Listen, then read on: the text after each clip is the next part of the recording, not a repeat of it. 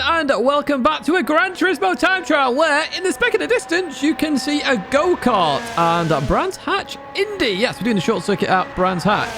Now, on sports soft tyres, I've put this difficulty at easy/medium. There's easy parts on the pad, and then there's easy parts on the wheel, and then there's hard parts on the pad and hard parts on the wheel. And it is a very twitchy car.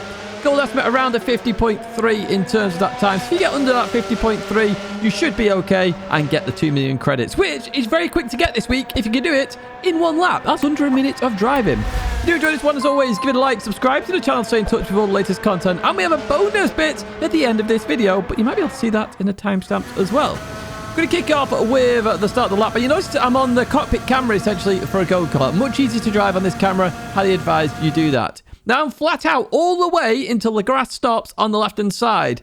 Now this isn't a brake marker either. This is a lift-off and turn-in marker. Now, depending on how confident you are, you may want to lift off for quite a while. For others, like myself, I'm really trying to push the limits. I'm going to lift off and then go straight on the throttle again. And I'm trying to maintain 100 miles an hour. You can't maintain 100 miles an hour, but that's my goal constantly, to try and maintain that speed. Continue on through that. If you do go a bit understeer on paddock kill, just remember it will catch itself absolutely fine at the compression. For Druid said on the left-hand side, we have the one board. Okay, now the one board on the left-hand side there is your brake marker as it leaves the screen, just before it leaves the screen on chase cam. Drop one gear first, then drop 2 gears very quickly a bit later on. It allows the car to oversteer, and then you can accelerate out of the corner. Otherwise, it understeers a little bit. Now, notice how far we've accelerated here and where we are lifting off. We are lifting off just before the second green barrier on the right side. This is way past the one board. Now, you actually want to turn in a little bit later than I'm turning in right now as well. And you want to maintain 80 miles an hour through this corner. And if you do that, you're doing it very well indeed. If you turn in too early, you're going to understeer off and get all twitchy. Now, you notice I got a bit twitchy. That's because I turned in a tiny bit too early. So a little bit later turn in, and I would have been even better here. So we accelerate through the left, over towards the right-hand side. Then we go, well, arguably towards the left, but the corner goes towards the right. There's a bit of a concrete area there. The end of that concrete is your brake marker. Notice I'm in 6th gear. You want to go down to 4th gear. Now, you want to keep this kart smooth and steady for this corner. Very difficult to do. That's where I was losing most of my time. Notice I'm not braking 100%. I was just trail braking a little bit. Notice I'm not 100% throttle until I'm over the crest of the hill. Then I'm 100% throttle, and then I can head towards the line.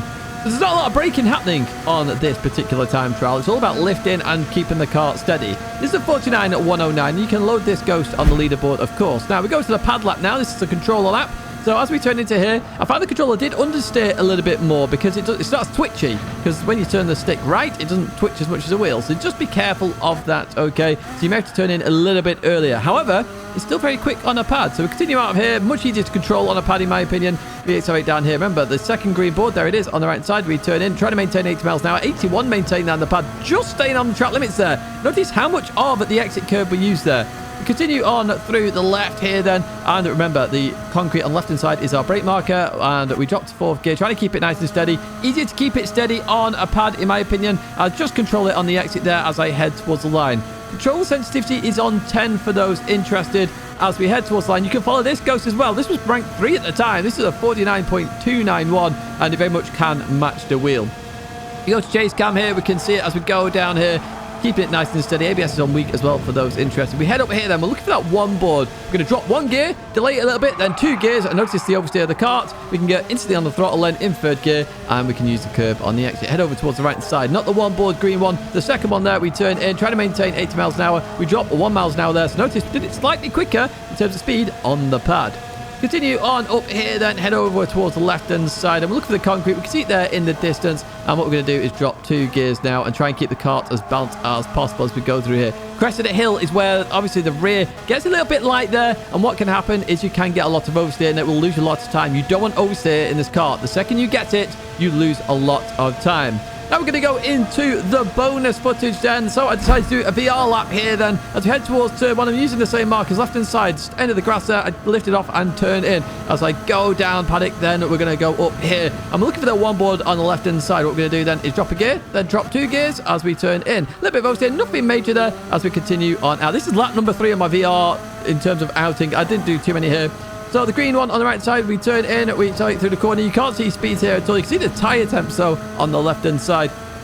As we continue on now towards the left and right. So over towards the left we go. And then the right-hand side. The concrete there on the left We drop 1 gear, then 2 gear, keep it nice and steady. I actually found it easier to control the kart in VR, believe it or not. So if you do have VR and you are struggling, maybe give it a try in terms of this kart. You may be able to get that goal time if you are struggling. However, I found it quite quick to get, so it is one of the quickest 2 million credits I've ever gotten, and that's why the title of this time trial is called that, and the thumbnail as well. It is a very quick 2 million credits. Now, in order to get there, you want to head to sport mode, as you can see right here, and you end up on this menu. On the right-hand side, you've got the online time trials. We click into that. We've got Brands Hatch Indy and Eiger Nordvand at the moment. We go into Brands Hatch Indy then, and you can see the goal time at the moment is a 50.582. So if you get underneath that, you are absolutely fine. That can move forward as the times get quicker. As you can see, I'm rank 1 in the world right now. And if you want to load, you can go to the leaderboard here, and you can see I'm top there on my wheel lap and my paddle lap, rank 3. So you can load either of those ghosts. Just go down the leaderboard as the times come in, and you will still be able to find those laps.